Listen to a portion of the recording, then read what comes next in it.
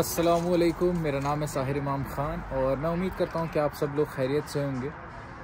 देखिए, लाइफ में कई बार क्या होता है कि चीज़ें जो होती है अनएक्सपेक्टेड हो जाती हैं और जो जैसा हम प्लान करते हैं वैसा नहीं होता है। और सबसे ज़्यादा ये चीज़ ट्रैवल करते समय होती है।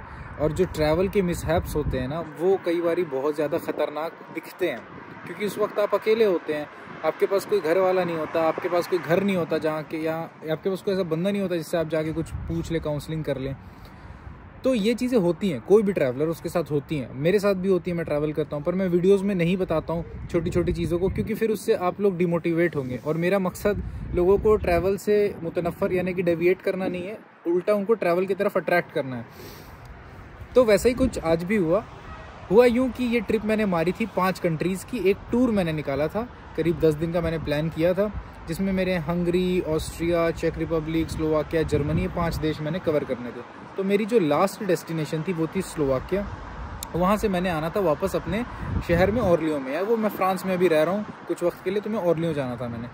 और यूरो रेल का मेरे पास था 2nd क्लास का पास, तो मुझे टिकट्स नहीं ख़रीदनी पड़ती थी और बहुत आसानी है कि मैं आ जा सकता हूँ। बस मुझे बैठ के फ़ोन में एक्टिवेट करना है और वो टिकट एक्टिवेट हो जाती थी। तो वही मैं कर रहा था और मैं स्लोवाकिया से काफ़ी दूर आ भी गया। मैं करीब जर्मनी आ गया और मैं अभी करीब समझे 28 घंटे से, मैं 28 आवर से नॉन स्टॉप ट्रेन में ट्रैवल कर रहा हूँ।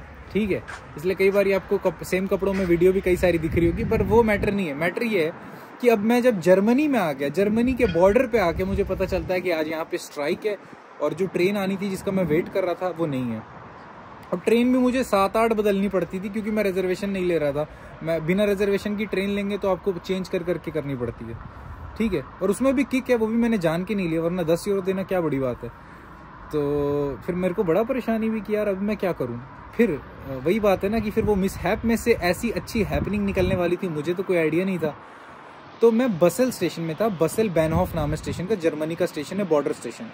फिर मैंने गूगल पे देखा और बसेल नाम की 2 स्टेशन है, एक है बसेल बैनहॉफ और एक है बसेल SBB या SSB कुछ तो भी है। तो मैंने देखा दूसरा स्टेशन कहाँ है, वो है स्विट्जरलैंड में। और यहाँ 2 रेलवेज ऑपरेट करती है, एक स्विट्जरलैंड की रेलवे ऑपरेट करती है और एक फ्रांस की SNCF, और बैनहॉफ में जर्मनी की DB रेलवे ऑपरेट करती है। मैंने कहा सही है यार। फिर मुझे पता चला मैं इस वक्त जहाँ पे फंसा हूँ, जिसे फंसा हुआ तो मैं नहीं कहता, क्योंकि ट्रेन है रात की, बस अभी कुछ घंटे मैंने निकालने हैं, उसकी दिक्कत है, क्योंकि मैं ऑलरेडी बहुत ट्रैवल कर चुका हूँ।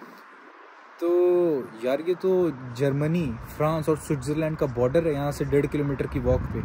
और ये यूरोप का सबसे बड़ा जो है बॉर्डर स्टेशन भी है बसेल। बहुत बड़ा शहर है, बहुत फेमस शहर है। तो अब इससे अच्छी बात क्या हो सकती थी कि जो 5 कंट्री का टूर लेके मैं निकला था, ये ऑटोमेटिकली 6ठी कंट्री स्विट्ज़रलैंड, और उसकी भी सबसे खूबसूरत जगह ऐड हो जाएगी। वो मैं भी जाऊँगा तो आपको पता चलेगा कि वो कौन सी सबसे खूबसूरत जगह है। तो यार ये बड़ा एडवेंचरस रहा मेरे लिए, मुझे बड़ा मज़ा आया। ऐसे एक दफ़ा टर्की में भी मेरे साथ हुआ था, मैंने जब उल्टी बस ले ली थी तो फिर वो मुझे पता चला कि वो केबल कार वहाँ से चलती है। तो वही था, ये इतना बड़ा लेक्चर का कंक्लूजन ये था कि मिसहैप होते रहते हैं, आगे बढ़ना चाहिए। चलें अभी वीडियो में देखें, बड़ी प्यारी जगह भी मैं जाने वाला हूँ। और आगे जाने से पहले मैं सोचता हूँ कि स्टेशन भी आपको दिखा दूँ। ये देखिए स्टेशन, और ये स्विट्ज़रलैंड है, देखो जूम करके दिखाता हूँ।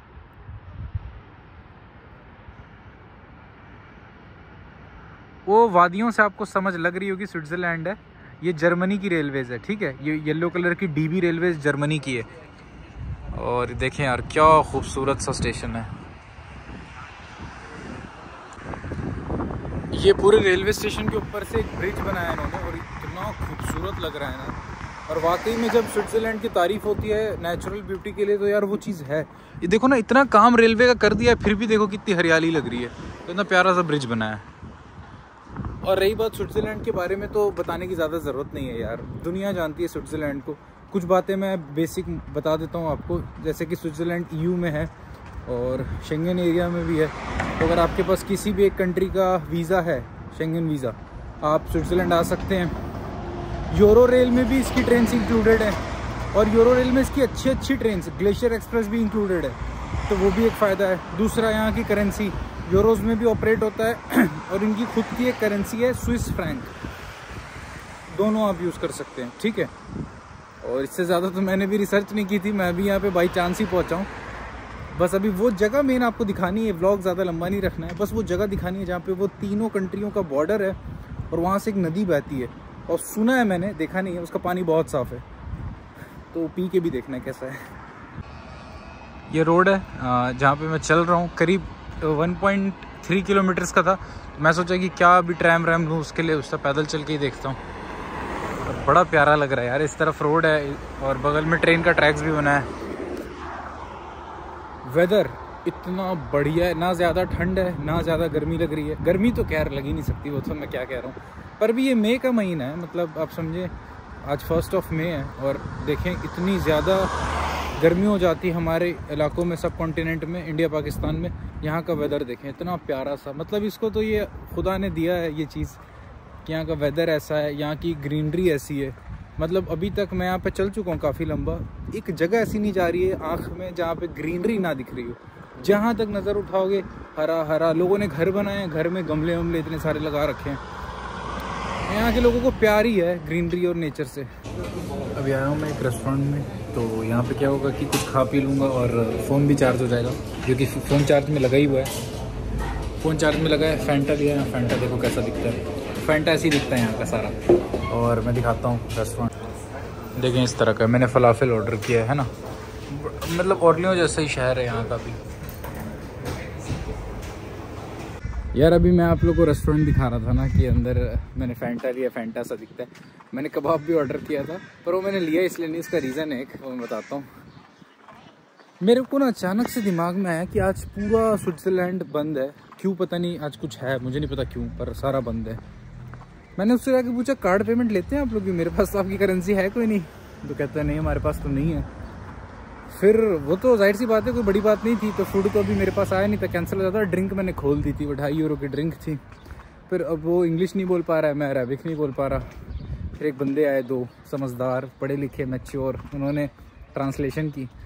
फिर वो कहते हैं हमसे कि नहीं कोई बात नहीं, आपके पास अभी पैसे नहीं, कोई बात नहीं। मैंने कहा मैं जा रहा हूँ, बस ATM से निकाल के आता हूँ, मैं आप लोग को ला के दे देता हूँ। वो कहता है नहीं ज़रूरत ही नहीं है, आप जाएँ, हम आपका पे कर देंगे।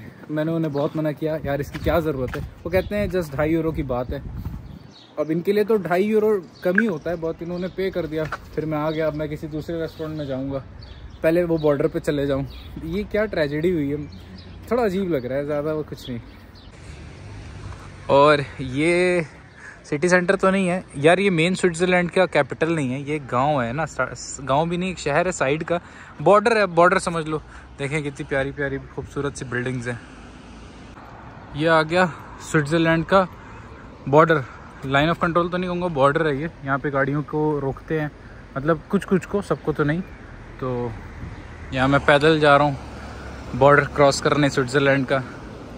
तो ऑफिशियली पैदल चल के मैंने स्विट्ज़रलैंड का बॉर्डर क्रॉस कर दिया।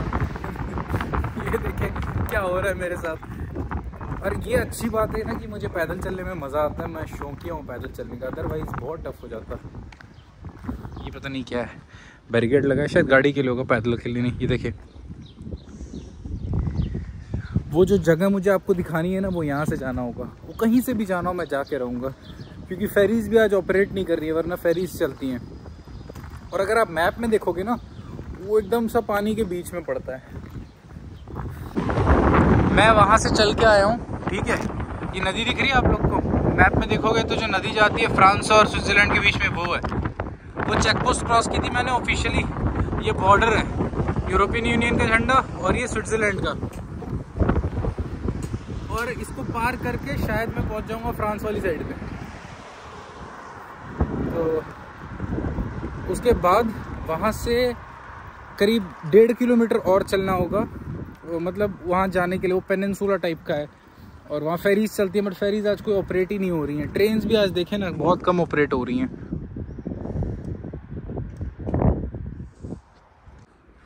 देखिए अब मैं जिस जगह पे हूँ, ये देख के ना मुझे एक मूवी है ट्रेन टू बुसान, वैसा वाला थोड़ा सा सीन लग रहा है।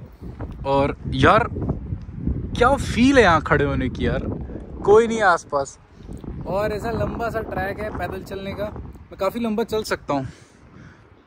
ये रेलवे ट्रैक,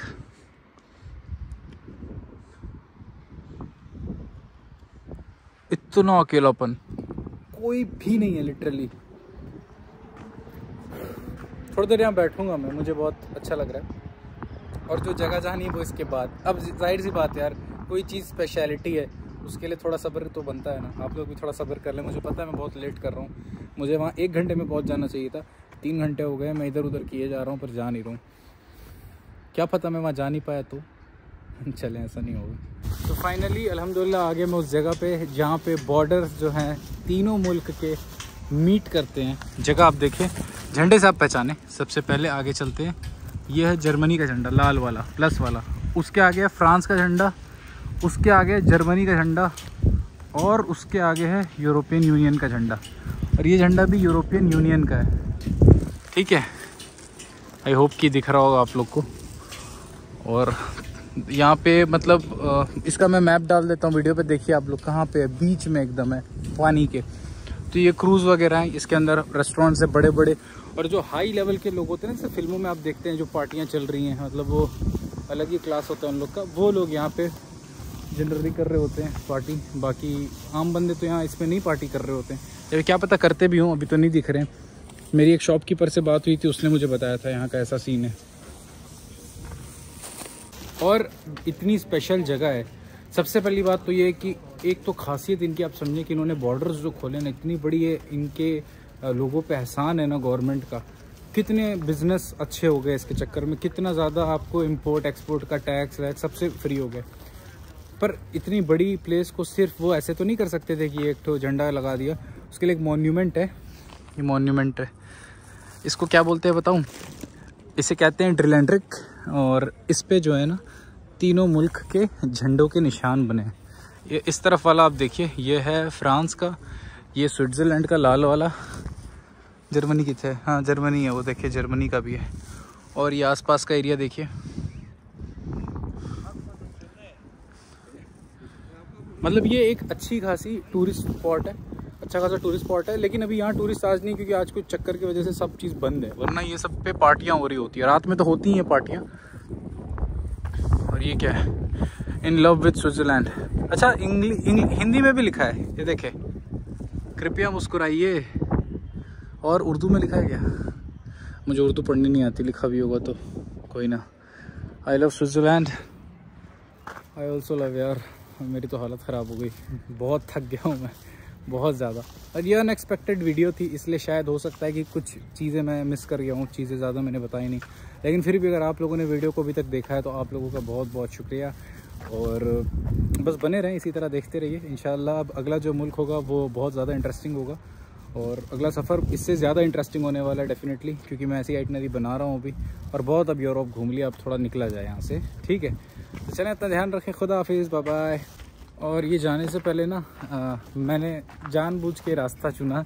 ये कोई रास्ता नहीं है, बस ये 2 ट्रेनें हैं, उनके बीच से मैं जा रहा हूँ। और ये ऑपरेशनल ट्रैक नहीं है, ये कोई फैक्ट्री है, उसकी सर्विस वाली ट्रैक है, जहाँ से यहाँ से माल शायद लोड होकर जाता है। ये करना नहीं चाहिए, लेकिन ठीक है, एक्सपीरियंस के लिए।